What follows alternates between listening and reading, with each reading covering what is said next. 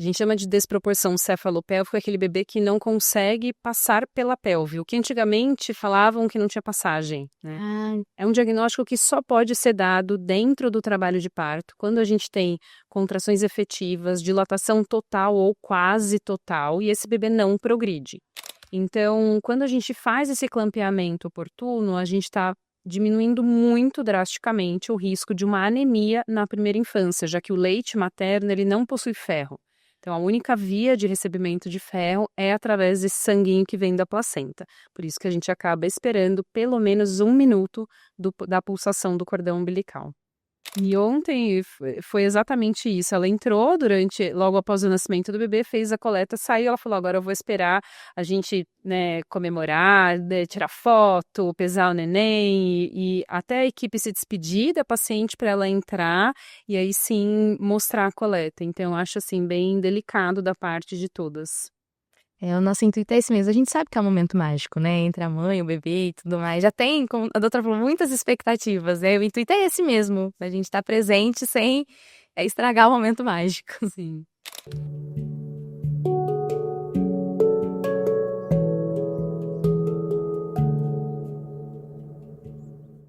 Olá, estamos aqui para apresentar mais um Criotalk, o podcast da Criogênesis. Hoje estamos com uma convidada muito especial, que é a doutora Bruna Baeza. Ela é nossa cliente, amiga, parceira, que está há anos aqui com a Criogênesis. Doutora, seja muito bem-vinda. Obrigada, muito obrigada pelo convite. Doutora, antes de nós entrarmos no tema, enfim, eu gostaria que a senhora falasse um pouco sobre a sua trajetória até aqui. Bom, como a senhora falou, eu sou ginecologista e obstetra, né? Eu venho de uma cidade do interior de Itapetininga, interior de São Paulo, e fiz faculdade em Santos, na Faculdade de Lusíada. Me formei em 2009. Fiz especialização em ginecologia e obstetrícia no Hospital Pérola Baiton, que é o centro de referência da saúde da mulher. E desde então venho atuando na área com algumas subespecializações, como videolaparoscopia, colposcopia. Mas a obstetrícia é um amor que eu tenho desde os tempos de residência até de faculdade, então ganha grande parte do meu coração. Que bom. Você é mãe também, não é? Sim, tenho 2 filhos, o Gustavo, que tem 8 anos, e o Gabriel, que tem 3. E como que a maternidade influenciou na sua prática como obstetra? Olha, mudou completamente a minha prática, porque a minha primeira experiência na maternidade, ela foi diferente de tudo que eu imaginava ser. A minha primeira gestação foi muito complicada, eu tive um parto prematuro de 31 semanas, e quando a gente vê toda aquela utopia de maternidade, de parto, de gestação ruir, vários conceitos mudam e a gente começa a pensar mais sobre valores, sobre o que realmente importa. A gente desenvolve muito a fé e isso me transformou num ser humano melhor, numa mãe melhor para os meus filhos e moldou completamente a minha visão sobre a medicina e especialmente sobre a obstetrícia. Poder estar do outro lado, ser a paciente, fez com que eu me tornasse com certeza uma médica mais empática, mais humana e daí para frente eu quis fazer a obstetrícia de uma maneira melhor, de uma maneira que pudesse acolher mais essas mulheres, sabendo, talvez tendo uma ideia da dor que cada uma poderia estar passando. Então isso completou você não só como mulher, mas como profissional. Com certeza. Tem coisas que a faculdade não ensina, né? Sei só a vida e a experiência e as dificuldades que a gente enfrenta que vão nos moldando. E eu tenho certeza absoluta que, por mais que tenha sido a experiência mais difícil que eu já experienciei, foi também a mais transformadora, assim. Eu não seria quem eu sou hoje se eu não tivesse tido um bebê antes da hora, que ficou 36 dias na UTI neonatal. E que foram dias de muito medo, de muita dificuldade, muita confiança na medicina e em Deus acima de tudo. Então, depois daquilo, eu tenho certeza que eu sou outra pessoa. E graças a Deus, hoje, como eu falei, ele tá com 8 anos, maravilhoso, perfeito. Então, só ficaram as coisas boas mesmo. Acho que legal. Entrando agora mais no nosso assunto, quais são as indicações de um parto para um parto normal e cesárea, evidentemente? Quando a gente fala sobre indicação, principalmente, a gente vai falar sobre cesárea. que parto normal a gente tem que entender que é o normal, é o que a grande maioria das mulheres deveria passar. A gente tem algumas poucas indicações absolutas de cesárea, que tem a ver principalmente com a posição da placenta. Então, a placenta, quando ela está à frente do bebê, a gente chama isso de placenta prévia, isso impede o nascimento. Casos em que o bebê não está bem e a gente chama de sofrimento fetal agudo, hipóxia fetal. Isso é uma urgência, né? Isso é É. uma urgência. Oi, É uma urgência. sim, nesses casos a gente precisa fazer uma cesárea. Algumas indicações gemelares em que o primeiro gemelar não está de cabeça para baixo, está assentado, por exemplo. Então são muito pontuais os casos em que a gente precisa de fato ter uma cesariana. Um prolapso de cordão umbilical é uma outra indicação absoluta. Mas de forma geral, a cesariana é uma cirurgia, então ela deve ser muito criteriosamente indicada. Alguns casos como desproporção cefalopélvica, em que a gente passa por um trabalho de parto e esse bebê não desce pela pelve, depois de muitas manobras e tentativas também seria, mas como eu disse, é uma exceção. Aqui no Brasil a gente tem uma realidade um pouco diferente, né, uma cultura diferente sobre a via de nascimento e que temos feito um trabalho importante de desmistificação, de conscientização de prós e contras, mas acho que, acima de tudo, quando falamos de humanizar o parto, é também entender, como eu falei, as dores da gestante. E sair um pouco o que é melhor, mas o que para esta pessoa individualmente é melhor. Você usou um termo médico agora há pouco, desproporção cefalopélvica. O que é isso? A gente chama de desproporção cefalopélvica aquele bebê que não consegue passar pela pelve, o que antigamente falavam que não tinha passagem, né? É um diagnóstico que só pode ser dado dentro do trabalho de parto, quando a gente tem contrações efetivas, dilatação total ou quase total, e esse bebê não progride. Isso, boa parte dos casos, está relacionado a um bebê muito grande, mas também um bebê que está mal posicionado. E a gente tem várias estratégias para tentar melhorar o posicionamento desse bebê e ajudar a descer.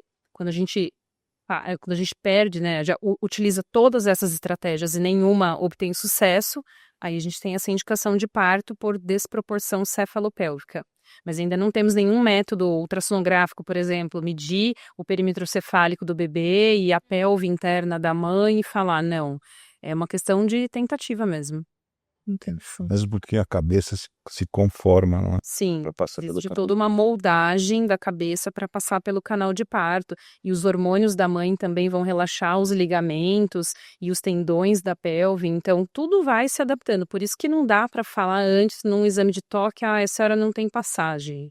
Não existe. Inclusive por esse motivo que logo no pós-parto imediato a cabeça da criança é meio esquisita, né? Vamos dizer assim, né? Fica, eles têm essa moldagem, então a gente tem tanto a formação da bossa, né, que é um edema do couro cabeludo que vai sumir em ali 2, 3 dias, e é muito comum pela pressão mesmo, e o acavalgamento dos ossos, então um ossinho vai por cima do outro para comprimir a cabeça mesmo e passar, isso tudo é perfeitamente fisiológico de acontecer. Isso é normal, né? Sim. E é muito perfeito, né? Porque Muito. como que o organismo se ajeita para nascer. A cabecinha às vezes nasce toda torta, dali alguns dias já tá ali redondinha, perfeitinha. Bom, doutora, nesse tema ainda, quais são as principais complicações do parto?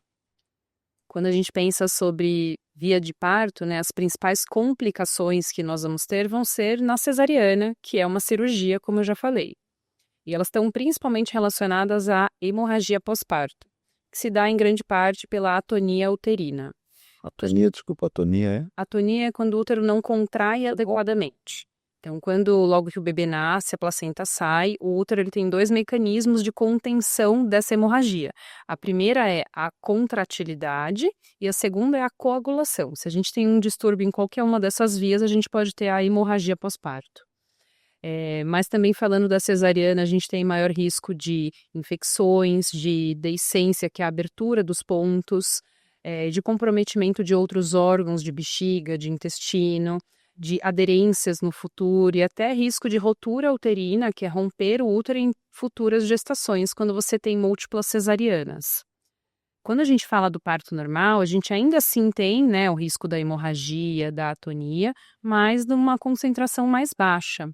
E acho que o principal temor em relação ao parto normal é quando você está frente a uma equipe que não tem experiência para fazer o acompanhamento, e aí a gente fala sobre o risco fetal, de não ter uma monitorização adequada e a gente ter um bebê com alguma complicação.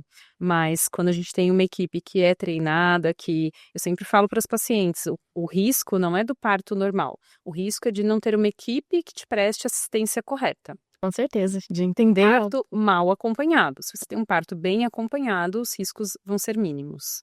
E complicações, assim, as principais dúvidas que as suas clientes trazem no pré-natal, assim, que elas têm receio, medo de que possa acontecer. Eu hoje, né, trabalho numa clínica de reprodução humana, que é a Mater Prime. Então, praticamente metade das minhas gestantes advém de tratamentos de fertilização in vitro. E só por isso eu já tenho um grande número de pré-natais de alto risco, que são gestantes que têm qualquer tipo de complicação, seja por conta da fertilização ou pelo motivo que indicou. São mulheres que têm mais idade, às vezes mais de 40, 45 anos, que têm maior risco de desenvolver a pré-eclâmpsia, que é a pressão alta da gestante, diabetes gestacional, a própria prematuridade, gestações gemelares, até trigemelares. Então, acho que na gravidez essas são as coisas que mais nos preocupam. Imagino. Já é, né? A expectativa já é alta quando você tá fazendo uma fertilização, então todo cuidado já. Eu falo que tem todo um background de pré-natal emocional, Com né? Porque certeza. você gerenciar tudo isso, principalmente o primeiro trimestre, né, até as 12 semanas, quando você faz um tratamento e você está grávida, passar o primeiro trimestre é uma grande conquista, que a gente sabe que todos os riscos de perda, de complicações vão caindo muito depois disso. Então eu falo que depois das 12 semanas começa a parte mais gostosa da gestação. Aí vai curtir, né? Doutora, qual a diferença entre clampeamento oportuno e clampeamento tardio? Quando o bebê nasce, ele vai sair de dentro do útero, seja por parto normal ou cesariana, e ele está ligado no cordão umbilical que manda o sangue para ele da placenta. A placenta está grudada na parede uterina. Quando a gente vai clampear, quer dizer ligar o cordão umbilical. A gente chama de clampeamento oportuno quando ele é feito em pelo menos 1 minuto do nascimento. E a gente chama de tardio quando ele é feito após 3 minutos de nascimento ou quando esse cordão seca totalmente e para de pulsar. A gente tem essa tendência de esperar pelo menos 1 minuto, porque a gente sabe que 20% do sangue dos fetos que são de termo vai estar na placenta. E esse sangue, ele é a principal fonte de ferro para o bebê na primeira infância. Então, quando a gente faz esse clampeamento oportuno, a gente está diminuindo muito drasticamente o risco de uma anemia na primeira infância, já que o leite materno ele não possui ferro. Então, a única via de recebimento de ferro é através desse sanguinho que vem da placenta. Por isso que a gente acaba esperando pelo menos 1 minuto da pulsação do cordão umbilical. Doutora, em que situações ou em quais situações você considera encurtar esse tempo de espera? Menos de 1 minuto. Menos de 1 minuto. Em alguns casos de urgências e emergências neonatais. Então, quando esse bebê precisa de uma reanimação, um bebê que nasce com Apgar, que é aquela nota de nascimento muito baixa, e precisa de ventilação e precisa de suporte. Existem, inclusive, alguns protocolos sobre fazer essa reanimação com o bebê ainda ligado no cordão umbilical. Não é uma coisa que todos os pediatras tenham prática, mas que ainda assim é possível. Doutora, aqui na nossa empresa é muito comum as mães ligarem e para perguntar a respeito do clampeamento, a respeito de se é possível se coletar as células fazendo o clampeamento ou não. Como que a senhora vê isso? Sim, é possível, mas como eu falei anteriormente, a gente não consegue fazer o clampeamento tardio, que é aquele em que a gente espera o cordão parar de pulsar ou espera no mínimo 3 minutos, porque aí o fluxo de sangue pelo cordão vai caindo muito e aí a gente não consegue ter uma concentração de células adequadas. Mas o que eu costumo combinar com as pacientes e com a enfermeira que está lá para a coleta é de esperarmos esse 1 minuto, porque eu tenho plena convicção de que isso vai ser benéfico para o bebê e ainda assim não prejudico a coleta, porque na imensa maioria dos casos é possível ter uma concentração de células adequadas, mesmo esperando esse primeiro minuto. E, doutora, assim, referente à coleta de células-tronco, a doutora fez a coleta do seu filho. Eu queria que contasse um pouco dessa experiência, como que foi, por que que a doutora decidiu coletar. Eu já tinha essa decisão desde o meu primeiro filho, há 8 anos atrás, né? É, Na época, a gente tinha uma recomendação de fazer essa coleta a partir de 32 semanas de gestação. Meu filho nasceu de 31 semanas e 6 dias. Não, eu vou tentar, vai que dá, né? E no fim eu não tive uma concentração mínima, eu não sei se hoje ainda é a mesma forma, porque já faz 8 anos, né? 8 anos e meio. E aí eu acabei não congelando do meu primeiro filho. No segundo filho eu fui atrás, graças a Deus foi uma gravidez totalmente diferente. Eu tive outras estratégias no pré-natal e aí ele nasceu no momento certo, de 37 semanas e 6 dias, de parto normal, que era um grande sonho. E aí eu fiz a coleta porque eu acredito muito no quanto é promissor o futuro da coleta de células-tronco, não só no Brasil, mas no mundo. Então, eu acredito que é uma forma de ter uma segurança biológica para o meu filho. Com certeza. A gente espera nunca precisar usar, mas... E, doutora, esclarecendo, realmente existe uma legislação, a gente segue uma RDC da Anvisa, e ela preconiza que a coleta do sangue do cordão seja feita a partir de 32 semanas. Justamente porque a gente sabe que às vezes a quantidade de sangue pode não ser suficiente. O que a gente costuma aconselhar? Como a doutora fez, a gente até acaba indo, né, coletar e vamos ver se a quantidade vai ser suficiente ou não, que dê para armazenar essas células do sangue. E para não ficar sem ter essas células armazenadas, uma outra opção que nós temos é a do tecido do cordão umbilical. Então, a nossa equipe, ela vai mesmo que seja um parto prematuro para fazer as duas coletas. O do sangue a gente avalia a quantidade e a do tecido do cordão a gente pode armazenar porque ela não tem esse limite de idade gestacional. Legal, interessante. E quais seriam, assim, os mitos ou receios que a doutora escuta sobre a coleta de células-tronco no seu consultório? Elas vêm com alguma dúvida específica? Algo? Boa parte das pacientes questiona sobre essa questão de momento, né, de coleta. Então, se pode esperar o cordão pulsar por um tempo, se tem que coletar imediatamente, se existe algum prejuízo ou algum risco para a mãe ou para o bebê. E a gente sabe que não, a coleta ela é super segura, ela é feita por uma enfermeira treinada e paramentada para entrar ali no campo cirúrgico, né? E elas questionam sobre a aplicação, sobre o uso dessas células-tronco no futuro, então acho que são coisas que mais permeiam aí essas dúvidas. E a doutora costuma indicar para suas pacientes, quando elas perguntam assim, a doutora já explica sobre as doenças, como que funciona? Sim, eu explico, a gente conversa sobre tudo, né, do pré-natal, e essa é uma dúvida que muitas vezes elas trazem para mim antes mesmo de eu tocar no assunto, porque que bom que já está muito difundida a coleta, né? Mas eu explico para elas que atualmente a gente tem uma aplicação principalmente para células hematopoéticas, né? Que é a coleta do sangue do cordão. Então a gente já tem mais ou menos 80 doenças que podem ser tratadas e que a chance de precisar ela é muito baixa e se tomara que não use, né? Mas o que eu acho que é mais interessante nessa coleta é que a gente tem um futuro muito promissor, com pesquisas sendo desenvolvidas no mundo todo.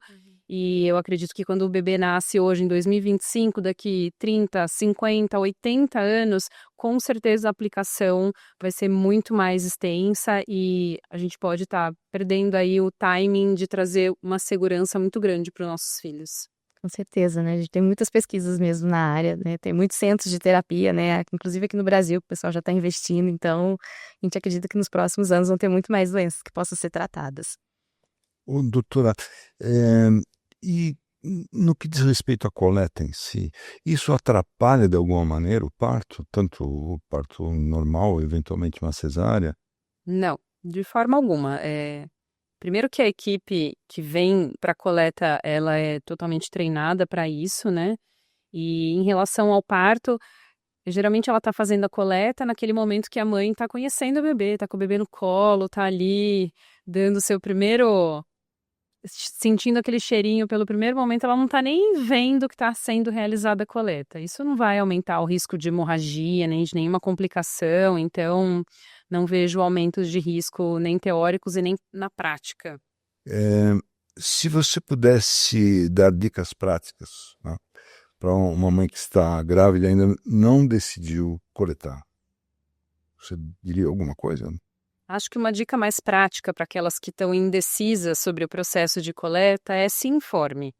Porque a gente sabe que ainda é um tema com muitos mitos, que as pessoas falam coisas que nem sempre são reais, então pergunte para o seu obstetra, veja nas redes sociais de laboratórios renomados, entre no Instagram da Criogênesis, venham conhecer o laboratório e tire suas dúvidas, porque, como eu falei, é um momento chave para você fazer essa segurança biológica do seu filho, e que se perdido, depois a gente tem ainda a da polpa do dente de leite, né, mas acho que essa do nascimento, ela é, assim, a mais, como que eu posso dizer, a que a gente consegue melhores resultados, né.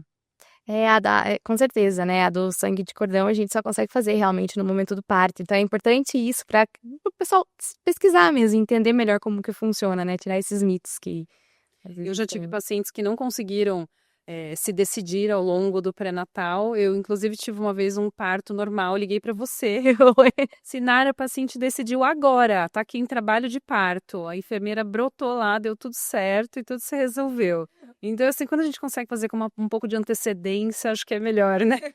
Não, com certeza é mais tranquilo até pelos pais, mas, sim, se é decidir, né, fazer de última hora, a gente pede pelo menos umas 3 horas de antecedência para dar tempo hábil da enfermeira chegar na maternidade.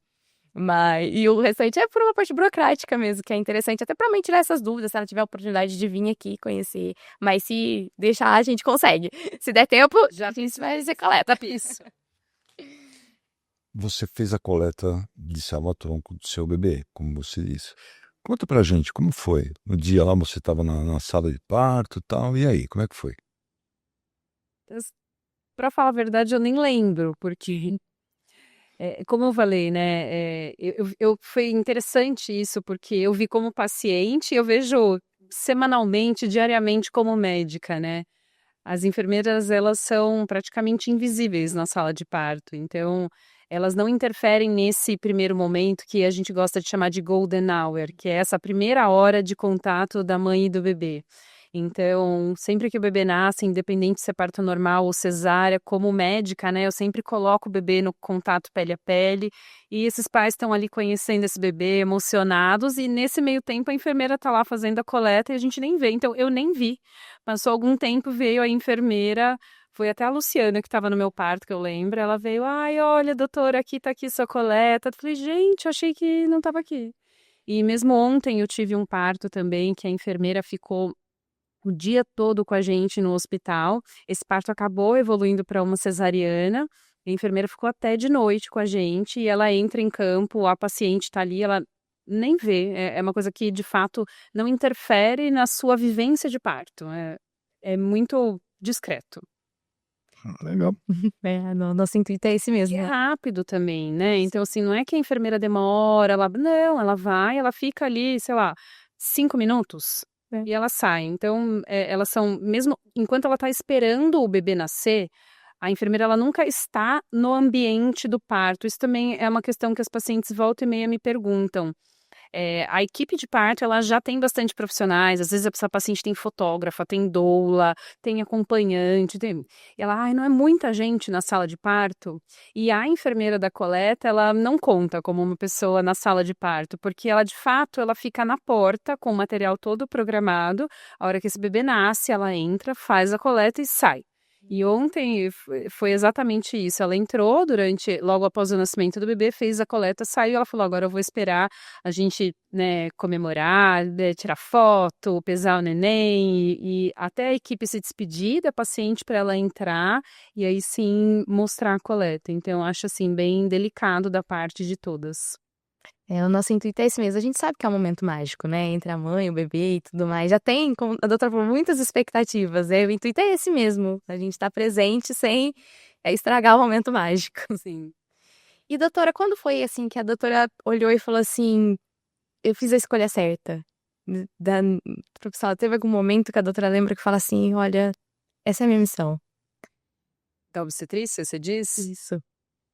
Eu acho que todo dia eu faço essa reflexão, viu, Sinara, porque tem uma frase que sempre volta na minha cabeça, que é justo o que muito custe o que muito vale. E a obstetrícia custa muito para mim. Emocionalmente, tempo com a minha família principalmente. Mas a partir do momento que eu entro na sala de parto, que eu tô em contato com esse casal, que eu sei que é o dia mais feliz da vida deles. Eu sei o quanto eu sou importante para manter isso sendo o dia mais feliz, né?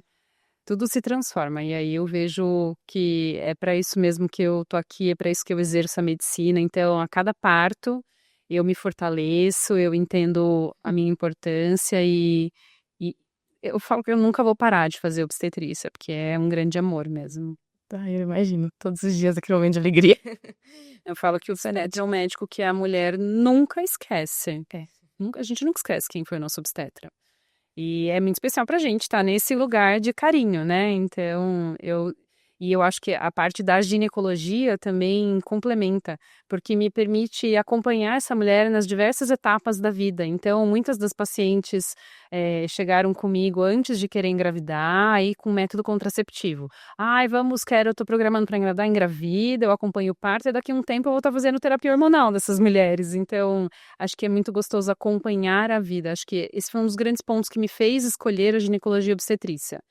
Eu gosto desse envolvimento com a paciente, sabe? Eu gosto muito de cirurgia, mas aí eu lembro de me questionar, falar, puxa, mas aí vou fazer cirurgia, aí vou ter um apêndice.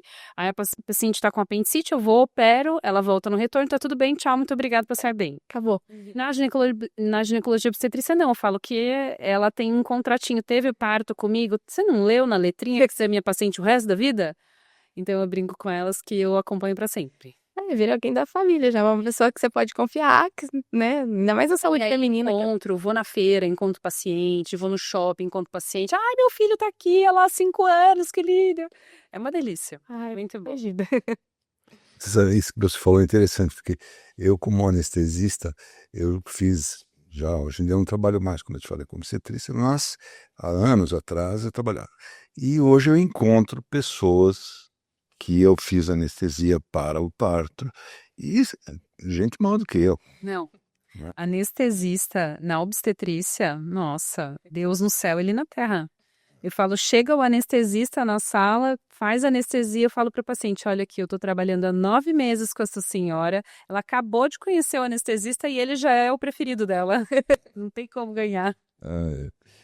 Bom, muito bem, doutora, realmente papo muito interessante, muito legal. Eu gostaria que você deixasse seu recado final, deixasse seu endereço, seu contato, mas fique à vontade. Eu atendo hoje na clínica Mater Prime, que fica localizada em Moema, aqui em São Paulo.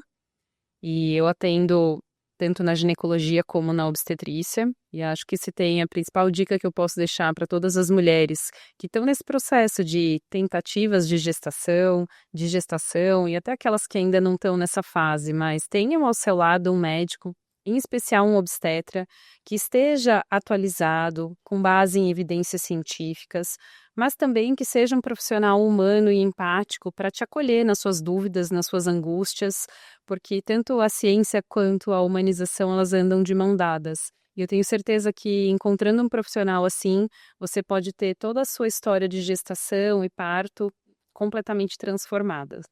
E chegamos ao fim de mais um Criotalk, o podcast da Criogênesis. Convidamos a todos para se inscrever no nosso canal, ativar as notificações e seguir nossas redes sociais. Estaremos aqui sempre trazendo dicas para a família sobre saúde e bem-estar.